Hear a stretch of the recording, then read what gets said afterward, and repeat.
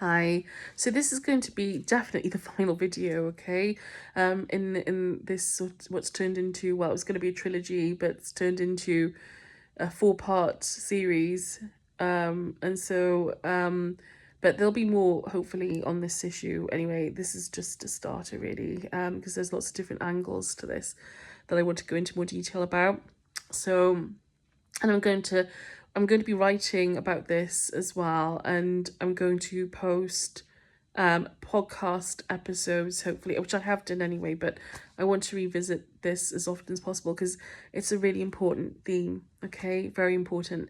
So samskaras, I just want to, the last what we left off, and unfortunately video cut out, but what I want to say, and I'm not going to stay on this for long because my video keeps cutting out for various reasons, is that, so as I was saying, that the child, though the adult has a voice, then a subconscious voice, an inherited thought form, a thought from the parent or the adult, whoever is told them that they don't matter, okay, or that not all that, or that they don't matter, okay? So they have inherited that, and that is a lie, okay? So they've been told a lie basically by this person, whoever they are, okay?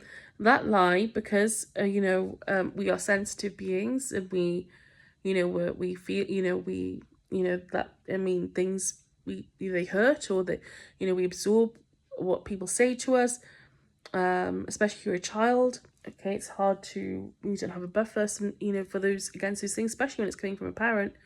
It can be quite detrimental.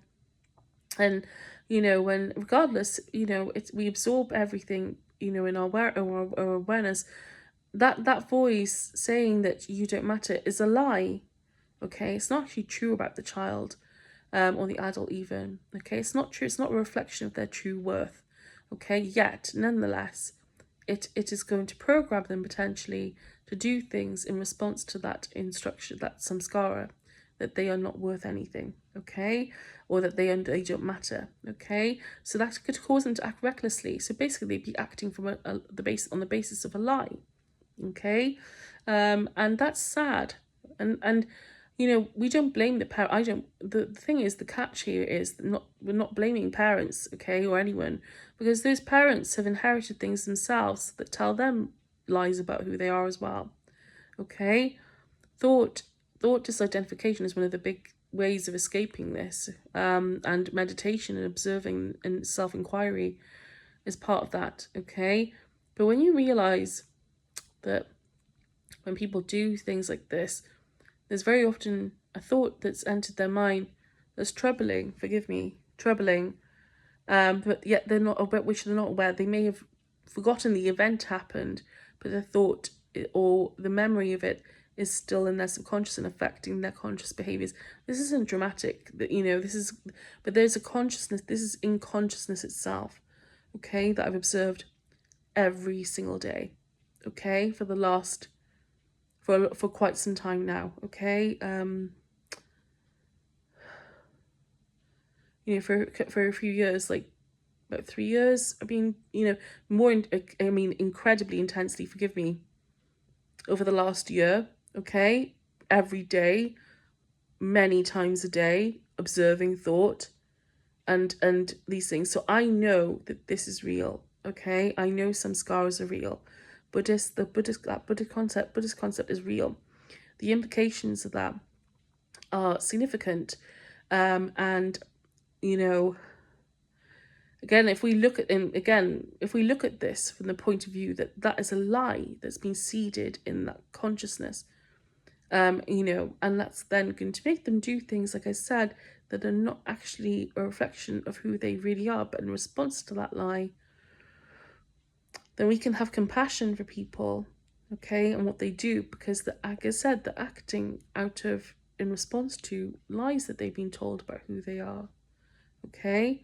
And that is one of the central tenets, I think, one of the central arguments, I think, of universal amnesty that I have, is that a lot of the things that people do, and I want to just, because this sounds very dry, but I actually, and or this might sound like a bit an odd thing to say, as much as samskaras are, they're like as such, they actually hold a lot of interesting insight, Okay, they have a narrative. As much as they, samskaras, okay, for instance, the first thought that you have in your mind about something is often a samskara. The first impression you have of something is often a pre-programmed thought in your mind, in your consciousness, okay? This very first thing. Normally, when we work past that first impression, forgive me, we find more nuance, or we calm down from something, we change our mind. The more we reflect on something, the further we get away sometimes from that initial impression. That initial impression we have is based on the past experience. It's not actually an accurate reflection of what's happening in the moment. That is why, and like I said, another reason why people do things that just don't make sense sometimes, or may seem a bit like I don't know, improbable or at odds with who they are, because the way people react in the present is often a reflection of the past, quite literally, okay? Because what the thoughts you have in your mind, consciousness, are thoughts that were formed in past experience, but are not necessarily accurately reflecting what's happening in the moment, okay?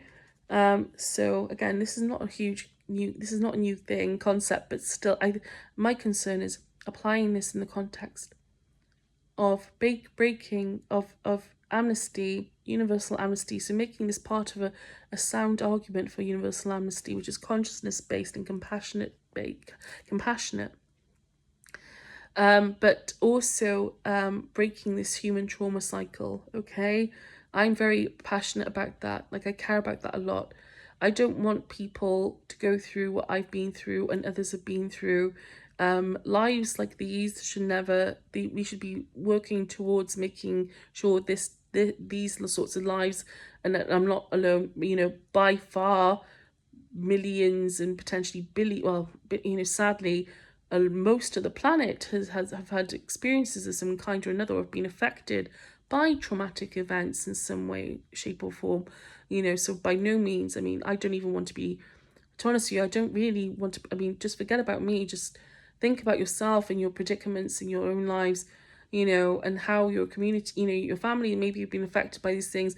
We're all concerned with it in some way or another. And I feel like from these, from my experience as being involved with this program and other things that I've had to do out of necessity, really, is that there are things that we can bring forward to the public, which could really help break this trauma cycle for good. Universal amnesty is really, again, one of the big things we need to be looking at in order to do that. I think, but making that, but also bringing to the table, a proposal for consciousness based, therapies and ways of dealing with people that in these positions that is consciousness informed, like I said, and compassionate as well, given the reality of God, or even if, and obviously, be lovely if we could factor in the eternal child, perspective, and that we can, even if you're a staunch atheist and you don't want to think about God in that way, you can still apply the child. But you can still look at people. This is a practice. Forgive me. That's really helpful, is to try and look at people as if they're a child. Okay, that you're a child, and try and look at it from that perspective. Okay, try and appreciate them as if they were your child. Okay, if they were your child, how would you feel if this X, Y, and Z happened to them, or this incorrect thought about themselves entered their awareness, and it could poison their consciousness?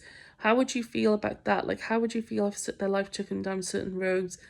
Again, that's a good place to start. Okay, I'm not saying that I know everything about everything, because I don't. Okay, but what I am sharing is based on a lot of suffering and experience. And I feel very strongly and passionately about breaking these cycles, okay?